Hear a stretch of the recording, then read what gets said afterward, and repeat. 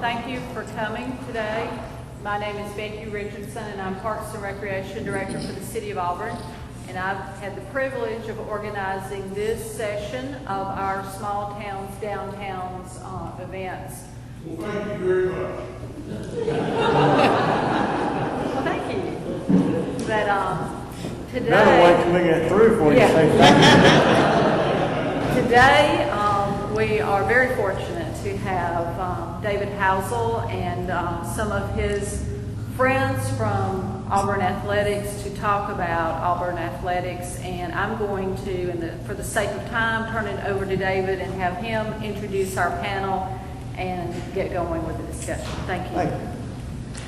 Well, as you can see, I've remained seated for two reasons. One, I'm getting old, but two, we want this to be a very, very informal, if I was President Obama, I'd say a town hall meeting. You know, that's what you do in politics.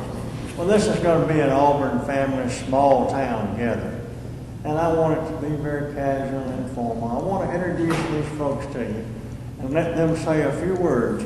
Emphasis on a few words about yourself, your time in Auburn, some of your greatest memories in Auburn in terms of athletics, and how you've seen Auburn change. And then we'll go through the panel, and they have some reaction one to the other. And then just throw it open for questions. I think Becky said she didn't want it to run any longer than 5 o'clock. After we get through with this first part, so you kind of get to know the panelists, we're just going to throw it wide open and let you ask any question you want to ask. Now, you can ask me anything. I'll tell you what size shoe I wear, what size underwear I wear, what size shirt I wear, and all like that. So we'll even sing for you. Pardon? Even sing for them. Well, if you want to sing for them, that's okay. No, you. Broadway. My singing's a lot better after a couple of 3 beers, and since we're in the church, I don't think you'll get that. First of all, you are sitting at a very special place in Auburn history. As you may know, what is now Auburn University was established as East Alabama Male College by the Methodist Church in 1856. Not this building, but on this site is where the old church stood. On this site is where the first discussions were held. The commitment made to bring a college to Auburn. So in terms of Auburn history, this site is very, very significant. Athletics, of course, came to Auburn in 1892 with Dr. George Petrie, our professor who wrote the Auburn Creed. Forming a football team and taking it to Atlanta to play the Georgia football team. They had a goat dressed up with red and black ribbons. We had an African-American fellow here. You've been here since then, Kenny, weren't you? Weren't you here? 1892, a fellow they called, in those days, a fellow they called Dabble. He had on I think a white outfit with orange and blue ribbons. Obviously a lot has changed and it should have. Probably, we give George Petrie credit for establishing Auburn Athletics, which is true. But the real godfather of Auburn Athletics is probably Mike Donahue, who came here in 1904. Clyde Bolton wrote a wonderful description of Donahue. He came in from Atlanta on the train, same train station that's down there now, and all the Auburn people expected John Wayne to get off the train. That kind of guy. Well, they have a dapper little red-headed Irishman. And they thought, that guy can't coach. What are we doing now? Well, by the time he got through, Auburn was the cream of the crop in the Southeastern Conference. Ed Danforth of the Atlanta paper wrote, "You're nobody until you've beaten Auburn," because Auburn's nameplate is at the head of the table.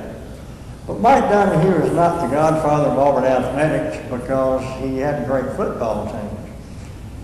He was what they call the trainer/business manager. He handled everything, modern day athletic director.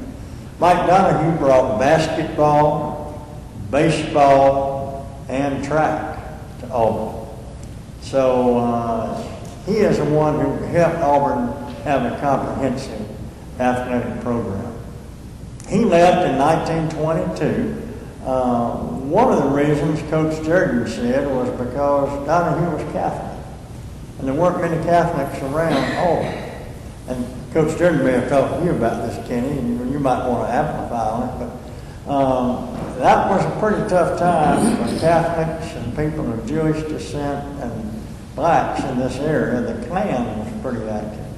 And he felt like it would be better for him to go down to Baton Rouge and be the head coach at LSU.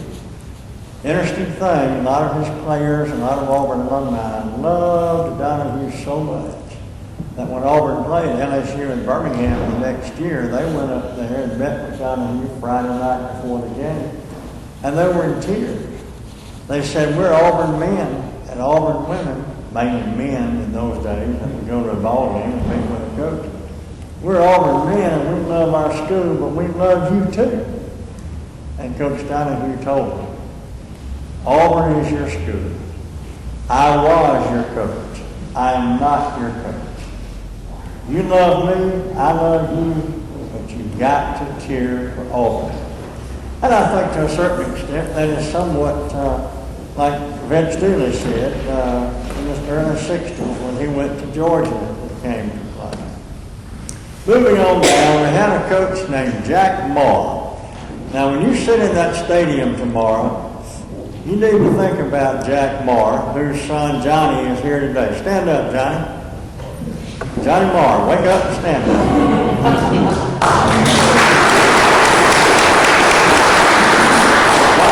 Johnny's daddy was athletic director and head football coach. He was the first person to be able to put into motion what it took to get the first part of what is now Jordan Harris Stadium.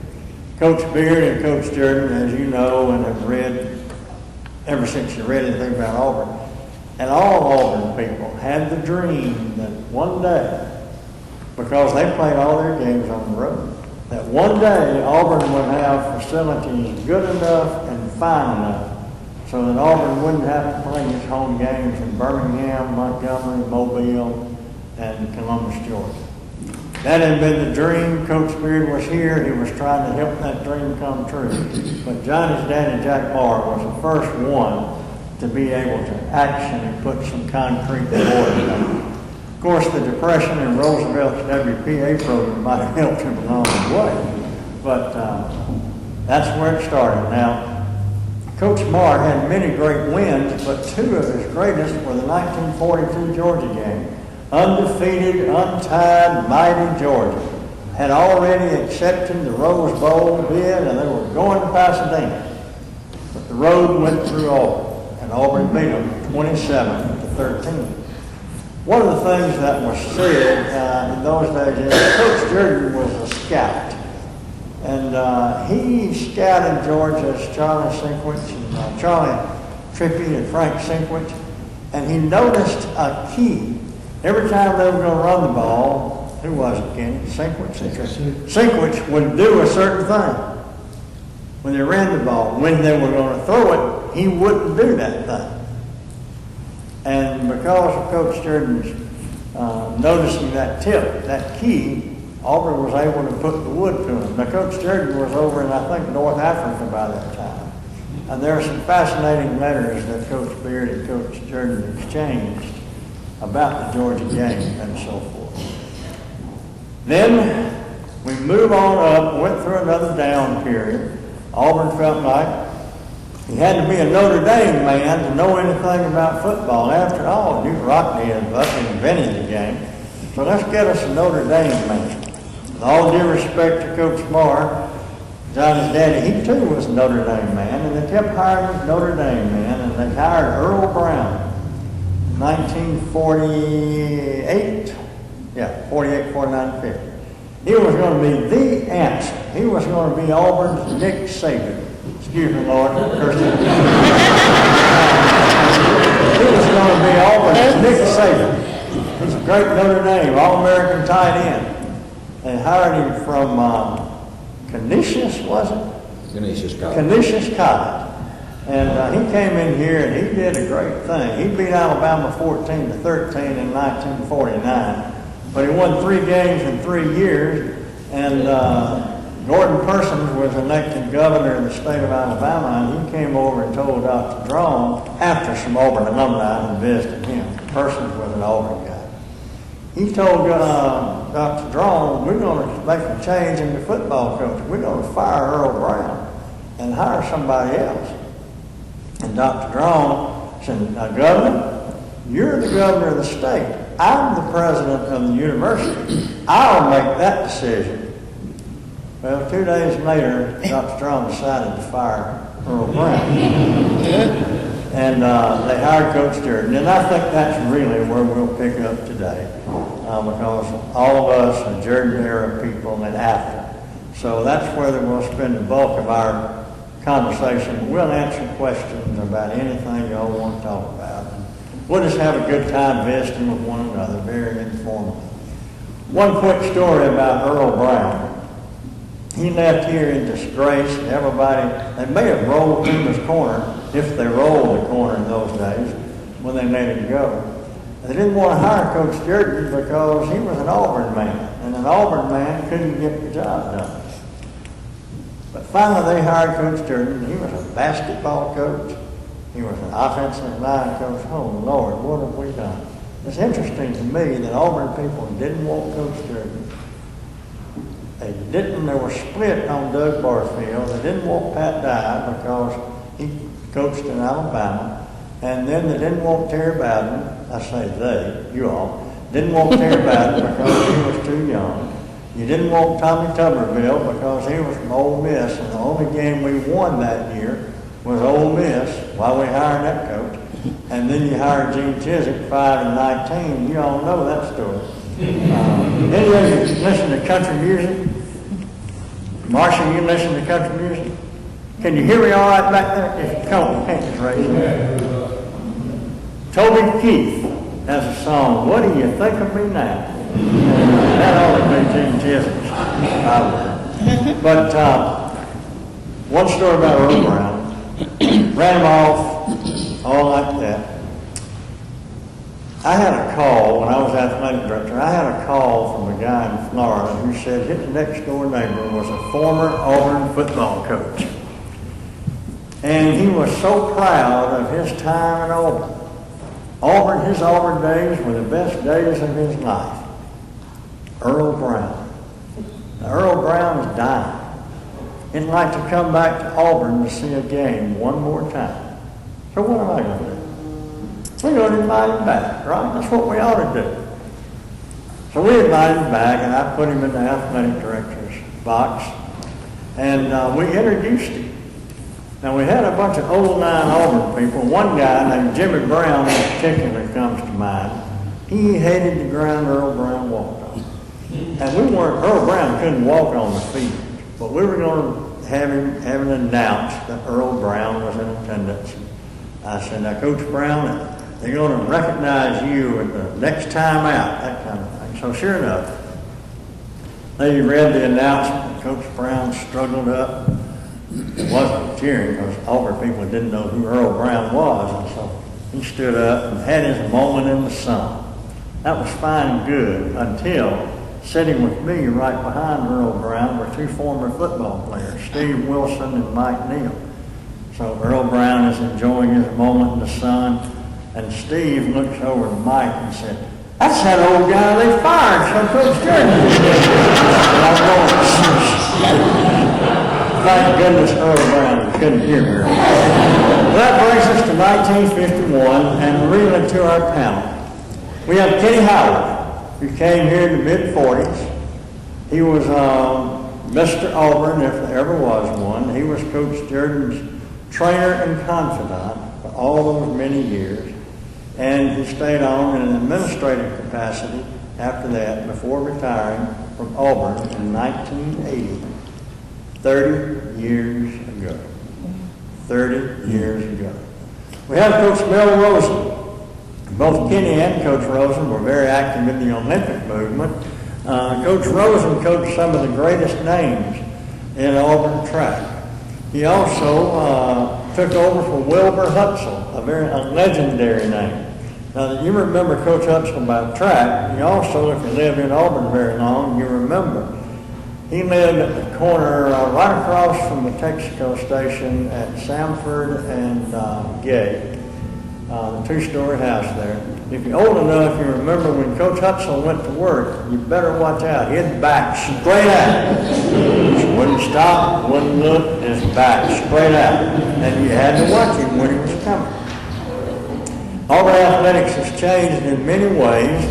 One of the more noticeable is the advent of women's athletics. And Sandra Newkirk Bridges, Sandra Bridges Newkirk is here. She was one of Auburn's first women's coaches. She is a pioneer for women's athletics, much in the same way that George Petrie and Mike Donahue were for men's athletics. Next we have Coach Hub Waldrop. Played here, worked with Kenny, took over when Kenny retired, coached I and Bo Jackson's greatest confidant. I think almost, Hub's probably Bo's second daddy. And then, of course, we have Susan Nunnelly. Everybody knows the Nun. But she was an Auburn coach, women's coach, and she takes great pride in the one thing, many things, but one thing in particular. If you talk to Susan Nunnelly, within 2 minutes she is going to say, I was a women's basketball coach at Auburn. I never lost Alabama. There you go. So, John Pruitt, former sports editor in Huntsville Times. No, the press row is down here, John. All right. We brought you from Auburn athletics from 1892 to 1951. And I'm going to ask our panel, starting with Kenny, not to say a lot, not in words because we want to visit with you, but what Auburn was like when you came, your greatest memories of Auburn, and how it's changed. Well, I came in the winter of 1944. I thought I was going to have to go kill people because the draft board was after me. And so I didn't come to school. I graduated from high school in 44, and so I didn't come in the fall because of the war. But before I was drafted, the war ended and I didn't have to go, so I came in the winter quarter of 1944, which started in December. And then when I came here, I was kind of looking around for a job to help my parents pay my way through school. Of course, it was so awfully expensive. I remember my tuition per quarter was $35. And my room and board was $33 a month. So a fellow asked me if I would be interested in being a student trainer. And I said, well, I don't know, what is it? And so he told me it would be in the athletic department, looking after folks that got hurt a little bit. Well, I was always enjoyed athletics very much. I wanted to play football, but my folks wouldn't let me because they was afraid I'd get hurt. But I think they lied to me. They wanted me to pick cotton. So I grew up on the farm. So I was able to get the job as student trainer starting in the fall of 1945. Well, we really had big crowds then. The stadium held 7,500. We couldn't sell it out. And I got the job because I'd been working as a student trainer. Carl Bowles was the coach. He was fired, and Mel and I are together on this. I replaced Coach Hutzel, who was the trainer. And Mel replaced him as track coach. But it was when Coach retired. But he moved into the athletic directorship, and he couldn't do track, athletic director, and trainer. So he hired me the quarter before I graduated from school. So it was a big step for me. But then Earl Brown was hired, and he came in, and the athletes have a tendency to give all the coaches a nickname. Well, we were successful that we lost 10 games in 1950. So he got fired, but after the war ended, the businesses that had people leave was supposed to hire them back. Well, coach came back to get his job. Well, the only thing they had was basketball. And Coach Jordan you're talking about. Coach Jordan, this is Came Coach back after Jordan the I'm war. talking about. After the war, Brown was fired, they hired Coach Jordan, but before he was hired as a football coach, they needed a basketball coach right after the war, so they hired Coach as a basketball coach. So he coached one season as the basketball coach, and I traveled with him as that. Then Georgia hired him, and he went over there. So as Brown was fired, a little bit later from that, he came back as the football coach, and I'm glad that I traveled with him because he was willing to hire me as a trainer. So I was able to participate in all the sports there as a trainer, and Coach and I got along pretty well. And it was such a great time to see that stadium go from 7,500 to Bermuda seats. Any of you know what Bermuda seats are?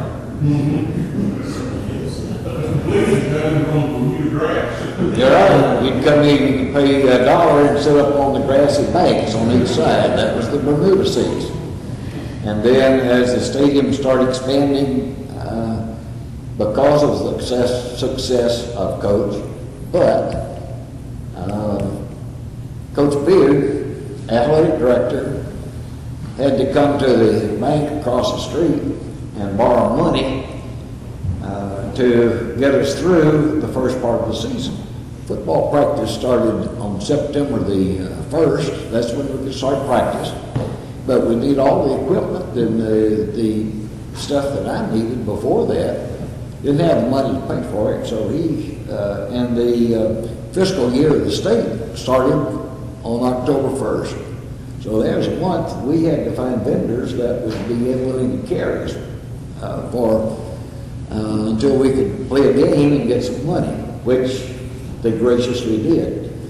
And then all of you, not from the 7,500 seats, but as you have seen the stadium grow, and I think the tickets cost $2.50, but the Bermuda seats were $1. And of course the track was inside the stadium then. That's the reason it's set back, and the seats are so low there is because it was the track. It was a cinder track, and that's where Mill got his start.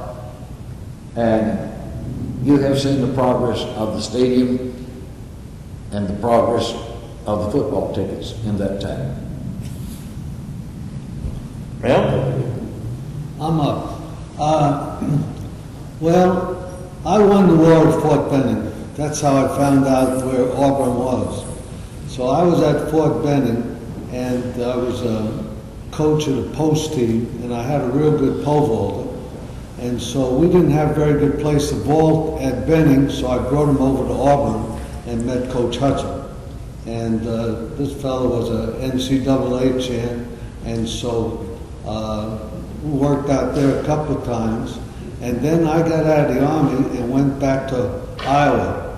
While I was at Iowa, I was doing some work on a doctorate, but I was really looking for a coaching job. And a friend of mine told me that this job opened at Auburn to teach gymnastics. I said, I think I could do that. So I came down to Auburn.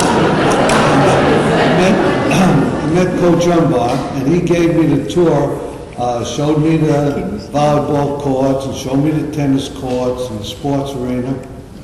And then he said, are you interested?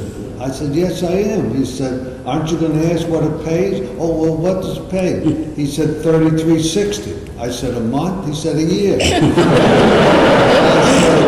well, is there any chance of getting some kind of a raise? Oh, he said, usually we give 4%. So I started figuring it out on my fingers. That's $120 a year.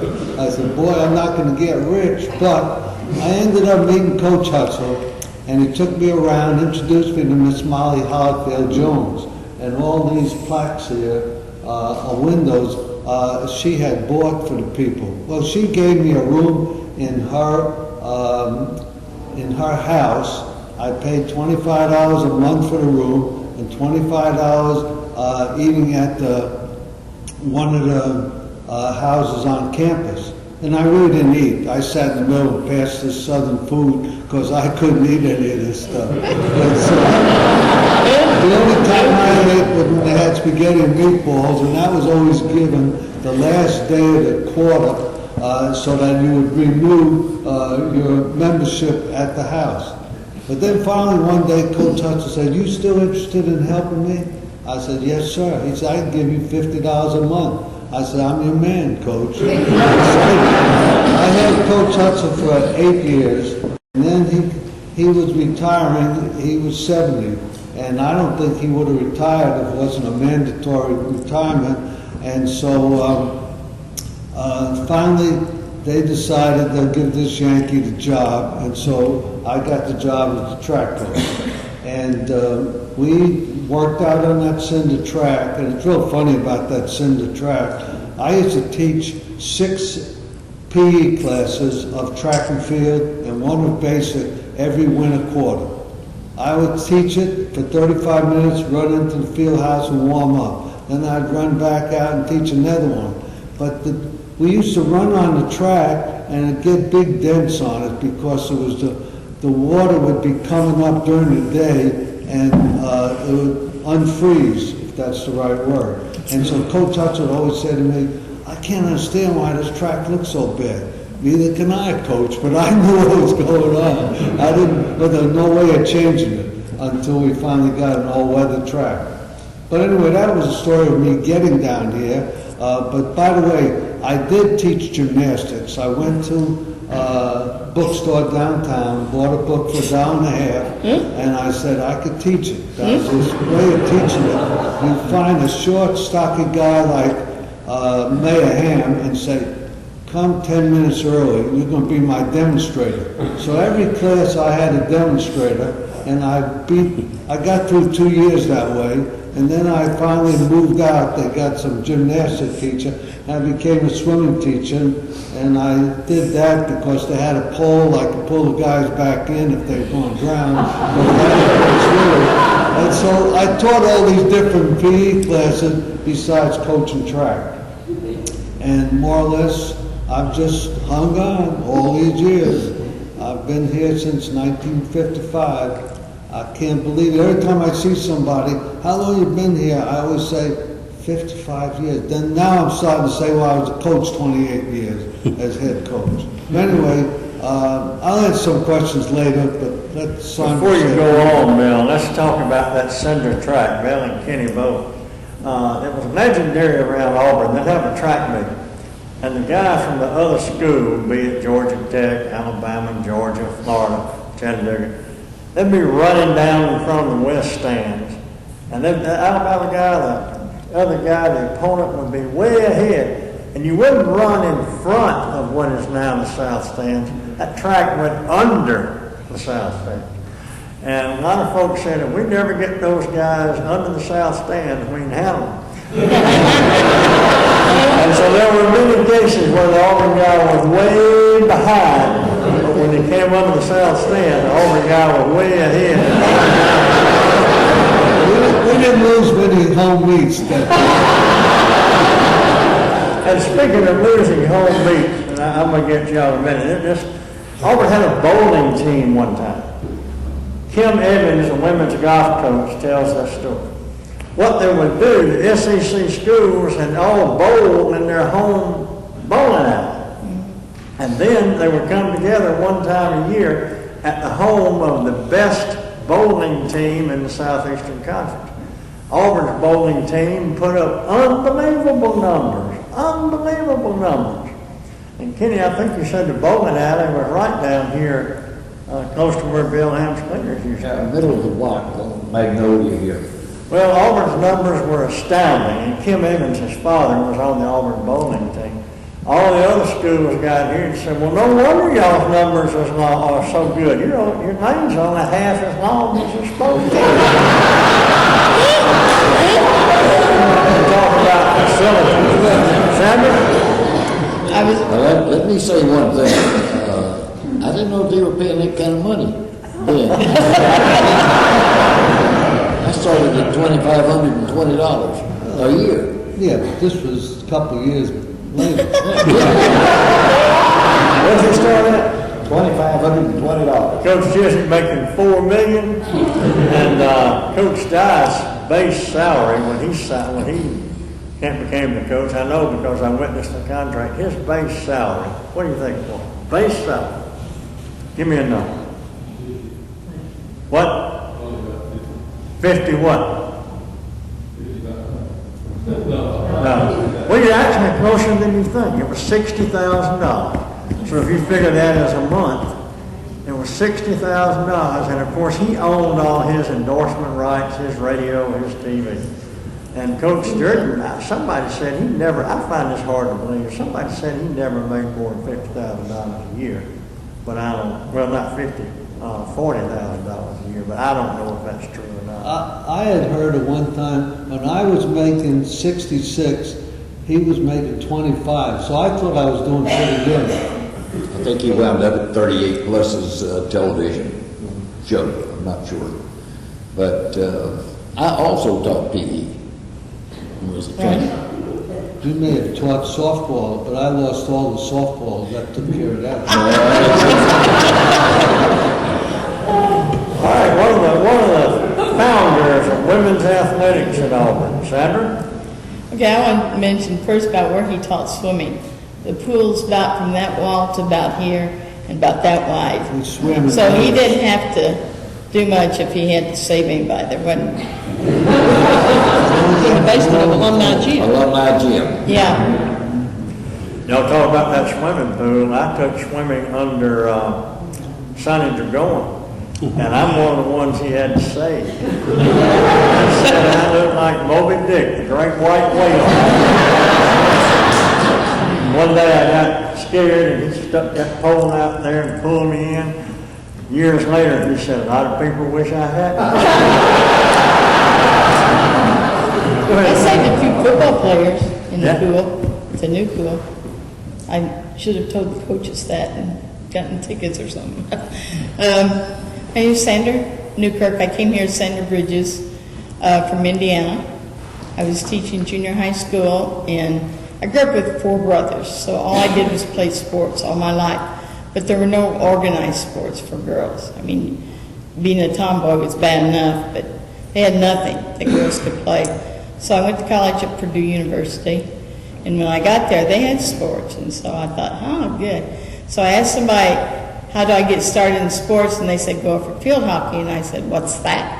I figured it's, ice hockey on the field. So I went out and played 4 years varsity field hockey, played 4 years varsity basketball, and I even swam 1 year, but didn't have any other sports, or I probably would have done that. But I did graduate, which my parents were more worried about that than the other.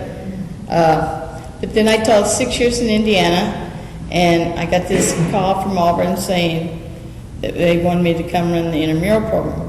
Well, back in those times, you didn't have to go do interviews and all that kind of stuff.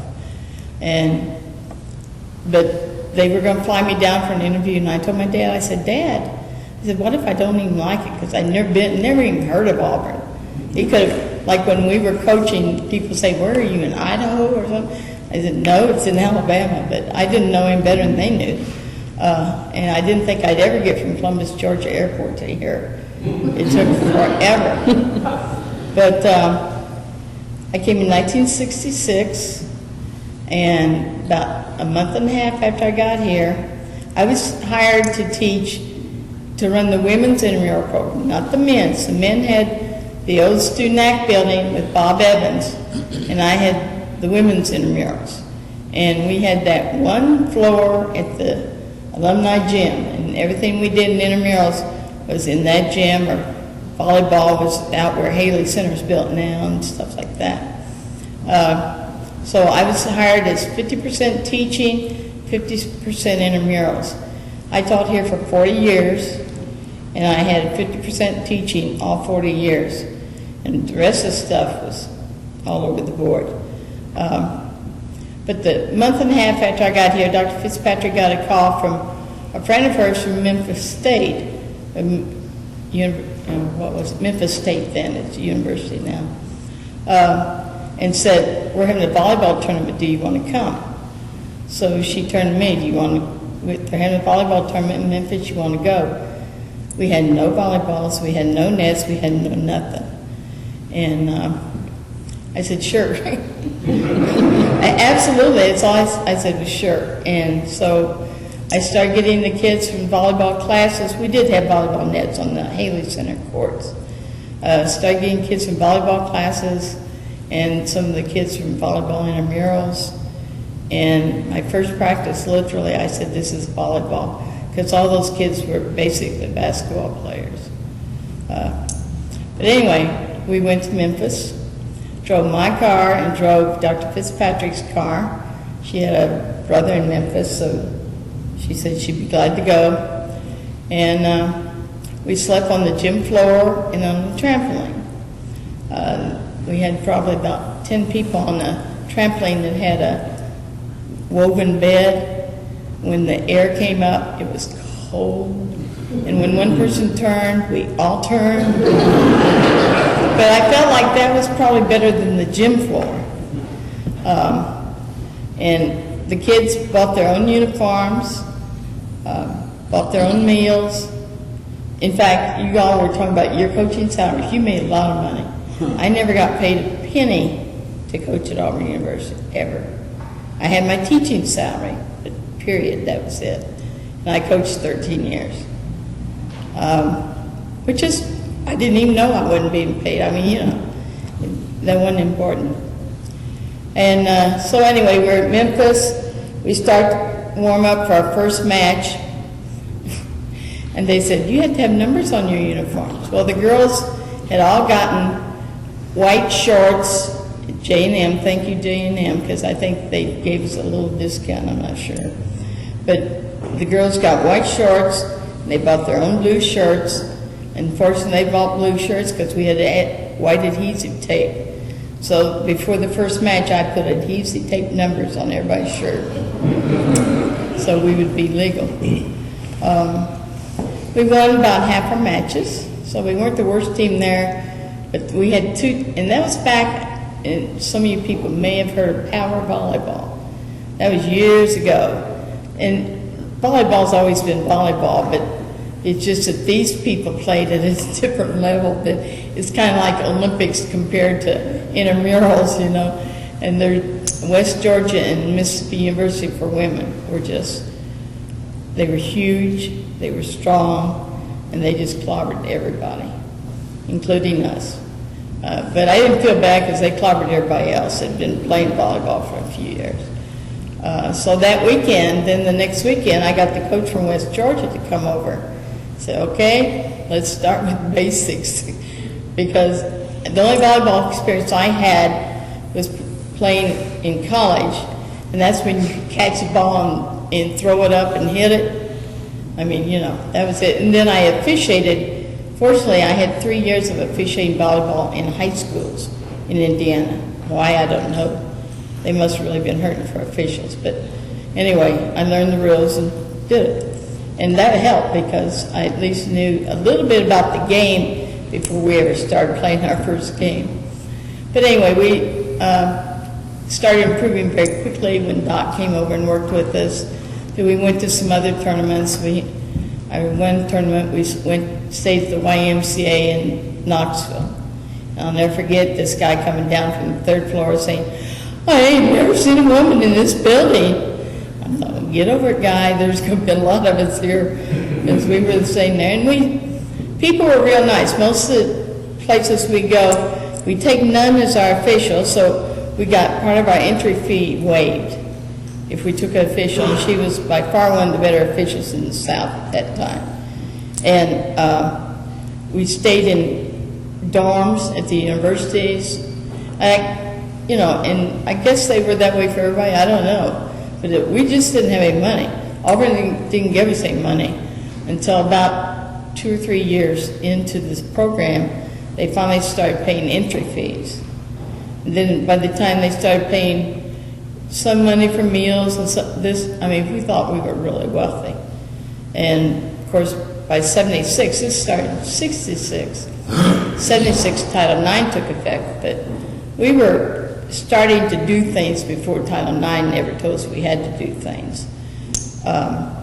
We had basketball about 3 years after we started volleyball. We had tennis about that same time. Then we had gymnastics, swimming, golf. We had about 8 sports that for 10 years I ran the program. And I did what you guys are talking about. I was a trainer. I was a business manager. I was a PR man. I was coaching. I was teaching, half a load. I also got married in 71, which really messed things up a little bit. But priorities still remained about the same. He just had to go along with my priorities. But he was very nice about that. I guess I'll just wait for more questions. That's basically how I got here and why. And I love it. I'm not leaving. Well, you did move to Opelika. Yeah, my husband liked the house. We'll still count that at all. Coach Walter? Okay, David, thank you. Well, I came in 1956. Came here on a football scholarship, which they don't really mean a lot because back then you could sign a bunch. And been here ever since. And served in several capacities like each one of these. Athletic trainer and taught the physical education classes and did intramurals. But through those years, I was blessed that I was able to work with a lot of outstanding men and women coaches and had a great relationship with them. And I think I'll speak to that right now. See, each one of these coaches, all right, they were all different, but there were some similarities there. Now, 1956, Coach Jordan, he was my coach, okay? And my relationship to Coach Jordan was, the Bible talks about fearing God. It took me a long time to realize it means to revere God and love God and obey God. But my relationship with Coach Jordan was, I feared Coach Jordan. and most all of us did. We had like 2 words in our vocabulary, yes sir and no sir. But after my freshman year, I was working on a summer job. By the way, guys, I was making $3,900 when I was hired. So I didn't realize I had y'all beat there. But this summer job, I was making $1.25. Jerry Wilson, who was an All-American, said, I'm going to get you a good job this summer and you ain't going to have to do nothing, make a lot of money. I made $1.25 an hour and I was following this digger. So that didn't last long. I went to work with a construction company and I was pulling out some nails, hitting the head of a hatchet on the head of a claw hammer, and a piece of the claw hammer chips off, or a piece of the hatchet, and enters this eye. Well, that summer, they tried to save my eye. I had like three operations. And I'm telling you a little bit about Coach Jordan. During the course of that summer, he calls my dad, and he tells him, he said, whether or not Hud ever plays a down of football, his scholarship is good. All right, now the only way I could go to school was on that scholarship. So I come back in 1957, and of course I'm redshirt. One eye affects you. It affects your depth perception and your peripheral vision and your balance. All right, so even though, and I'm very, very proud of the fact that I was, even as a redshirt, a member of the 1957 team. All right. Back then we had spring practice in the winter, and I tried to play, and it wasn't going very well. So when we lived in Grace Center, these little colleges, y'all know what the Grace Center is. And we was at lunch, and Coach Joe Conley, who's still here in Auburn, he says, Coach Jordan wants to see you in the office for practice. I'm scared to death. All right. Now, I learned a lot of valuable lessons from Coach Jordan. One was that Coach Jordan believed that people were important, irregardless what color they were, what their status was, whether it's on the field football coach or a student trainer or assistant trainer or PE teacher. We were all important, and he knew your name and knew the name of everyone in your family. But anyway, Coach sits me down and he said, listen, I appreciate you trying to play, but it's too dangerous. You just hadn't have enough time to adjust. So what you going to do? He says, Kenny needs some help in the training room, and you'll go down as a student trainer and stay on your scholarship. Well, I was sort of like Kenny was. I really didn't know what a trainer was, what have you. But that was the Lord was put these people in my life. You know, Lord knows from conception to the end. And that journey is a lot of detours, but it puts people in your path. Coach Jordan was there, but Kenny, see, was not only my mentor, but he and his wife, Miss Jean, took my wife, Jean, in as part of their family and loved us and helped nurture us and it just helped us grow. And so anyway, one of the things about Coach Jordan, on Friday night, the team would go to the movie. Kenny would choose the movie. All right. Now, if it's a good movie, Coach Jordan take care of. If it's a bad movie, he'd blame it on Kenny. All right. Then, when we get back to where we might be, Coach would take a message from that movie and apply it to the next day's game. So this particular time, he's got a Bible, and he pulls it out, and he turns it over to Ecclesiastes. And there's a scripture on the time for all seasons. So it's time to do this, time to do that. Then finally he gets to where it's a time to love and a time to hate. Now we're playing Alabama the next day. So he don't say another word. He just turns around and walks out. But Coach Jordan was, like I said, of course he and Kenny and Dr. Houston, they were very, very important in my life. But Coach, all right, see, Doug Barfield, succeeded Coach Jordan. There's no saying out there you don't want to replace a legend, you want to replace the person who replaces the legend. Well, Coach Barfield didn't have a chance. The family was split. Some wanted Coach Davis, some were upset. In fact, Coach Jordan didn't get the AD job, et cetera, and Doug didn't have a chance. But Doug Barfield was a good football coach. And more important than that, he was a good person. All right, now, my relationship to him, we were very, very close friends. We were neighbors. He coached freshman football. I was his trainer. I was his assistant. Back then, you had one guy on the staff full-time and a part-timer or a student. And I was his trainer. And that's pretty tough being a trainer and a coach at the same time. I remember left a player on the bench one time at halftime who had just had a dislocated elbow. When I walked back out there, I could have died. I couldn't believe I did that. But anyway, Doug and I were friends. I mean, close friends. All right. Pat Dye comes in, and the first day I met Pat Dye, I said, Coach, I'm going to tell you something. Doug Barfield and I were friends. We still are friends. And I'm very upset the way that thing went down. I know you had nothing to do with it, but I want you to know this. My loyalty is to Auburn University and to the Auburn Athletic Department and to whoever the Auburn football coach is. So I can promise you I'll be loyal. Well, it took me, Coach Dye, it took us a while to get on the same page, but we wound up very, very, very good friends. And someone asked me, did I see that movie, Junction Boys? That's when Coach Bryant took the guys, and I said, no.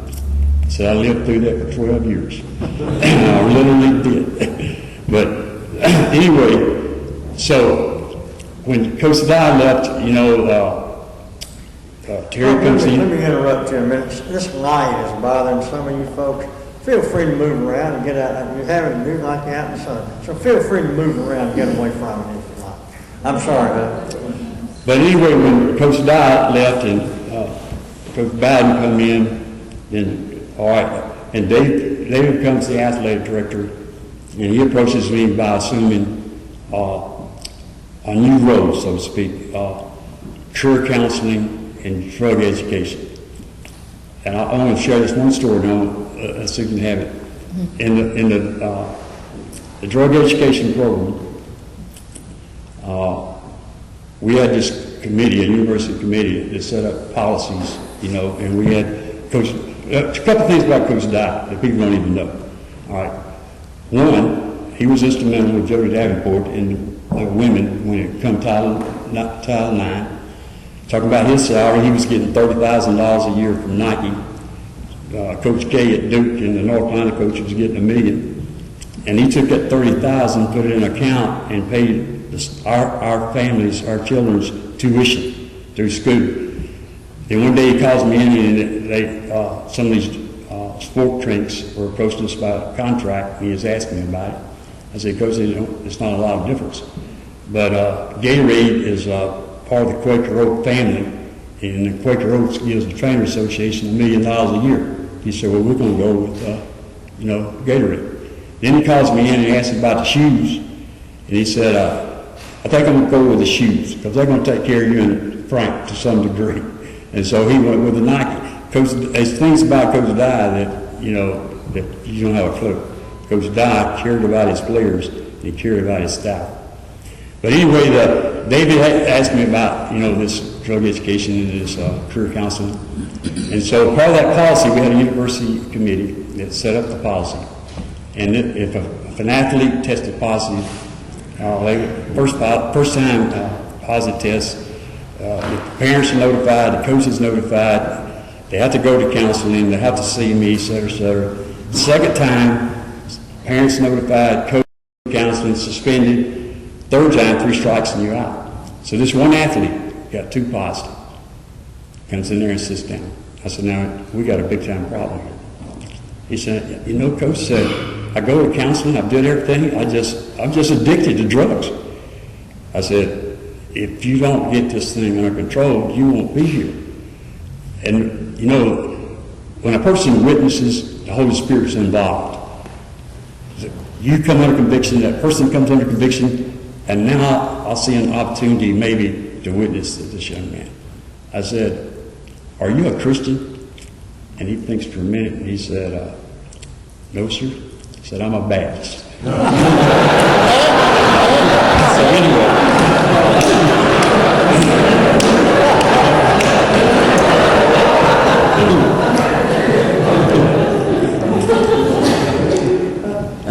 Is it my turn, Coach? This is my neighbor, my next door neighbor. We live next door to each other, and I also watched him play high school football player, and he was a great high school football player. Thank you very much. And Hueytown, Golden Gophers, right here. That's exactly right. And that's where he played. His uncle lived next door to me, so I went to all the football games, with that family, and watched Hub play ball. I'm lots younger than any of us. I was going to say, I looked at this group and I thought, man, this feels great. I'm the kid up here on this block. Wait a minute. How old? Oh, yeah. I'm 62 and drawing Social Security, and I'm loving everything. I'm retired. And I was just looking at Kenny's and Hub's boots. Let me tell you, these guys wear the greatest looking boots, and always have, both of them. Thanks for bowl games. I'm telling you. I entered as a freshman in 1966. Ironically, the same year that Sandra Newkirk came. I was going to be a mathematics major because I love math. And I thought, well, I would like to teach, algebra. And it didn't take me long to figure out I'd rather be in physical education. And I played intramurals and everything and got to meet, at that time, Miss Bridges. She got me involved in officiating And we played in alumni gym, and she's right. It was quite an experience. I took my swim test in that same pool that we're talking about, and had the opportunity, though, when I was teaching later on, to teach in the new Coliseum pool, which was great, and all that. We have seen, David, so many changes, part of which we can certainly credit you about. I coached in the mid-'70s women's basketball, and if it hadn't been for this guy right here, he'd come by every day and say, "None. Got anybody hurt? Got anybody, anybody need anything?" But he would take care of anybody that was hurt. He showed some of my kids how to tape, and he always checked on us. And he didn't just do that for me. He did that for all sports, and made sure that the women's sports were taken care of long before we really had to have somebody. He kind of took care of us, and you can tell by his stories. I want all these people to write down what you're hearing today, because if they don't, your children's children's children will never really know what contributions these people made to Auburn. I don't want to get emotional on this, but I was very fortunate to be at the right place at the right time. I graduated, had a graduate assistantship at the University of Tennessee because of Dr. Mary Fitzpatrick, who helped me get that assistantship because she knew Dr. Ben Plotnicki, who was a famous name in physical education at that time, but my mom had become ill. I needed to be closer to home because I was an only child. I taught at Berry High School, which is now Hoover, in Birmingham, and coached tennis and volleyball at Berry High School that year, and then came back to Auburn the following fall of '71 on a graduate assistantship, thanks again to Dr. Fitzpatrick and certainly Ms. Newkirk, who was my advisor and got me through Auburn in undergraduate school, and came back on a graduate assistantship, and the Lord has been very good to the Nun. I've been here ever since. Right now, I retired in 2008. I think I did. I'm not sure I retired. I'm so involved in so many things. I don't know how I ever worked. Some people say I didn't work, but I just played. My dad always said he couldn't understand why he was paying money to Auburn for me to go down there to learn how to play once he knew I was majoring in physical education. He said, "She's been playing all of her life. What's the deal here?"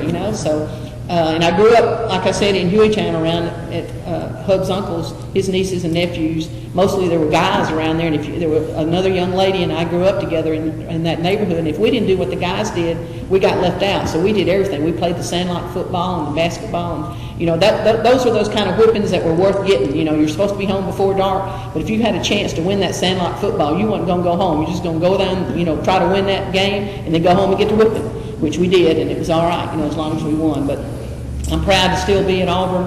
And all of these people, I had Coach Rosen in class. In fact, he and I just worked together with the cake race. Many of you who are Auburn grads obviously remember the cake race that Coach Housel, that's where he found his freshman, runners, because it was just, freshmen. We ran, which one, Coach? The 82nd running of the cake race was this past Wednesday. And he and I are still involved in that. Well, we weren't there for the first one. We weren't. I thought you were. No, you weren't. Jenny was.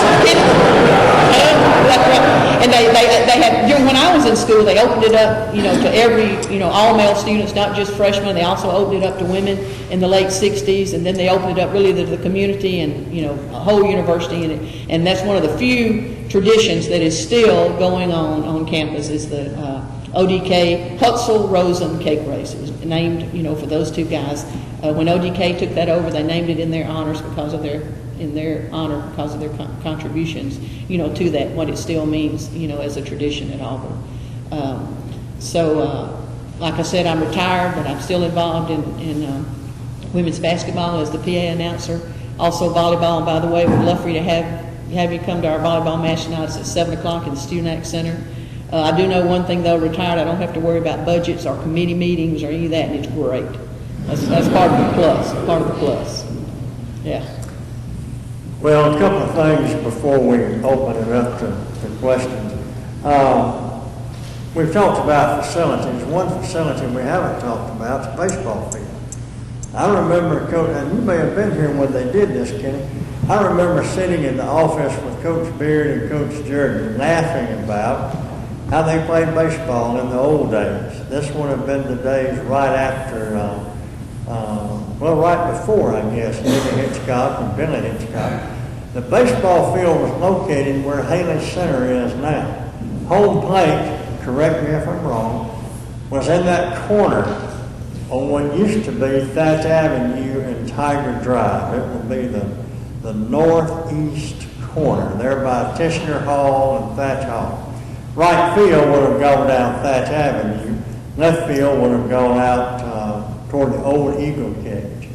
Well, apparently from hearing Coach Beard and Coach Jordan talk, in right field there was a dip, and it was kind of like that situation where you ran under the track. Coach Jordan talked about winning the Southern Conference Championship, I guess in 1932. He was a left-handed pitcher, and he had an ante over and a roundhouse out. He said they were knocking the devil out of me. But every time that ball would go over that hill and old Porter Grant in the right field would go out of sight, he would come back holding that ball up. And I think Auburn beat them 1-0 that day. Plainsman Park moved to its present location in what, Kenny, 48, 49? Well, when Haley Center was built, Well, it was over there, it was where it is now prior to that time. Because I came in 65, and the baseball park It was was. there. Yeah, 66. It was there in 66. See, we had the volleyball courts, Yeah, we had right there where the volleyball Haley Center courts. is. Kenny, you made a statement earlier this afternoon. When you came here, where did the pavement on Gay Street end? going south, the pavement ended at the south side, which is the corner of Sanford and Gate. That's where it ended there. Glenn stopped at the City Hall, the pavement there. Then it was gravel out to Prather's Lake. College Street, it went down to about Drake. The first traffic light as you head out of town. That's where the pavement ended? Yeah. Well, you know, when I came here, I had to see Coach Umbar, and he was living on Dean Road. I thought he was in the middle of nowhere. He was way out of town. Well, I live on Moore's Mill just before you get to Dean Road, but at that time Dean Road was dirt. Yeah. And I bought my lot. Well, it's this side of where Dean Road is, and my wife, who was from Birmingham, she says, I don't know why you bought that. She says, I ain't gonna live out here in the country and you call it.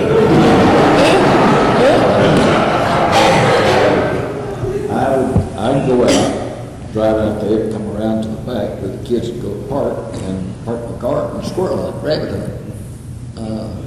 It wasn't in the city limits then, so you shoot your gun, kill squirrel. And there's a house going down Moore's Mill before you get to the creek, Pete Turner's house. And it flooded, I don't know how many times, the creek down there. They finally widened the creek, and of course, how many of you know that there's a creek that runs through the middle of the stadium? Yeah. I do. Yeah. Yeah, we used to run through Big Hill Flats. Yes. That's where the parking lot of the Coliseum is, where people used to go to park if they were looking up in the day. That's right. The ratio was about 9-1. You talk about a man who has experience in Big Hill. Which is also, Floods. David, which is also where we did intramurals, then after all those other things left there. And you never knew I was gonna have an intramurals, because they could fall down the stream going to third base or something. I mean, it was hilarious. But it's all we had. Auburn's come a long way, and you've had a taste of it today. What questions or comments might you all have? David, this is probably not a fair question, but out of all the thousands of articles that you've written, is there one single one that might stand out in your mind that is the one you are the proudest of, the happiest of? I certainly would understand that there can't be one, but I'm just curious. Well, I think when it's all said and done, I think my greatest contribution to Auburn might be, as Susan indicated, passing on the stories that helped make Auburn what it is. Stories I heard from Kenny, Coach Jordan, Coach Beard, I think there'd be two that would probably stand out. One would be when Coach Jordan retired, that we did a lengthy A-Day program that went through his life story and Auburn's life story. The other one would be one that I didn't do, but I was part of doing, and that would be the Football Centennial Series in the football program. I mean, Auburn wore green jerseys and the old Georgia Tech Rec Tech parade, the circus story, and all like that. So there will be those kind of stories. Now there are some that have tugged at my heartstrings, but they're just the stories of Auburn.